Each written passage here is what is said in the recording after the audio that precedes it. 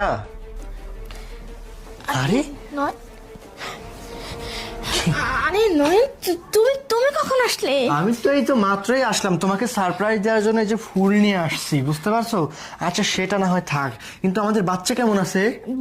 বাচ্চা বাচ্চা তো ভালোই আছে। বাচ্চা ভালো আছে না? হ্যাঁ। কিন্তু শান্তা তোমার পেটটা মনে হচ্ছে কেমন যেন নাই, মানে কেমন যেন লাগতেছে না? আরে নয়, আমার পেটটা কি করে কমে গেল? তার মানে কেউ কি কিছু করছে নাকি? আমি তো সেটাই বুঝতে পারতেছি না, তোমার পেট কি করে কমে গেল? তার মানে কেউ অনেক কিছু করছে। নয় না, আমার বাচ্চা কি হয়ে গেছে? তোমার পেটে কি সত্যি বাচ্চা ছিল? হ্যাঁ নয় না, আমার পেটে তো বাচ্চা ছিল। আমি শোয়ার আগেই তো দেখলাম আমার পেটটা কত ফুলাচ্ছিল। এই যে বাচ্চা, এই যে এই বাচ্চাটাই কি ছিল তোমার পেটের মধ্যে? না না না না, এই বাচ্চা কোথা থেকে আসবে?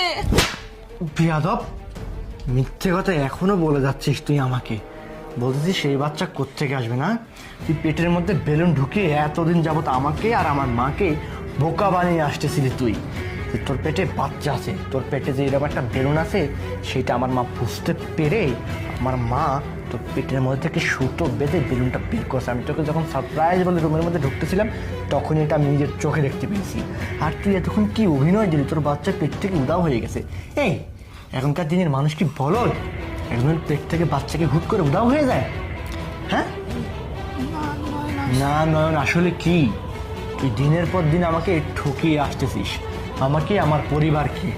তুই এই বাড়িতে কোনো উদ্দেশ্য নিয়ে ঢুকছিস, যে কোনো একটা উদ্দেশ্য নিয়ে ঢুকছে, আমাদেরকে বোকা পেয়ে বাড়ির সমস্ত কিছু নিয়ে তারপর আমাদেরকে লাথি মেরে আমাকে ডিভোর্স দিয়ে চলে যাবে ওর মতো করে। ঠিকই বলছিস বাবা, না হলে- ওকে রাখিস না। না হলে ওকে আমি বাচ্চা নেওয়ার কথা বললেও বাচ্চা নিতে চায় না, বাচ্চা নিতে চায় না।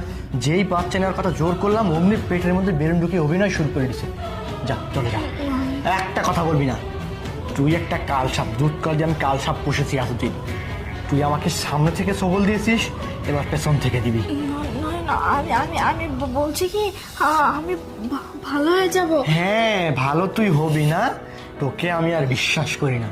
তুই আমাকে বোকা বানাচ্ছিলি কেন সেটা বল তুই। আমি তোর জন্য দূরে গিয়ে চাকরি করি, কত কষ্ট করি শুধুমাত্র তোকে ভালো রাখার জন্য, যে তুই আমার ওয়াইফ, তুই ভালো থাক, সুখে থাক। আমার মা বাড়ির সমস্ত কাজ করে, তোকে দিয়ে একটা কাজও করে না। যে মা, আমি আমার মাকে বলি যে আমার মা ও গর্ভবতী, ওকে দিয়ে কাজ করাইও না। অথচ তুই পেটের মধ্যে বেরোন ঢুকিয়ে বাহ কি সুখের সংসার করতেছিস। কারণ লাগেনি ডাইনি, তোকে তো পুলিশে দেওয়া উচিত, কিন্তু আমাদের মান সম্মান বলতে একটা কথা আছে। তুই ফিরে যা এখান থেকে, বেরিয়ে যা। ছোট লক্ষ টাকা। মা তোমাকে অনেক ধন্যবাদ, তুমি আমাকে সত্যিটা না দেখালে আমি এতদিন বোকার সাগরে ডুবে থাকতাম।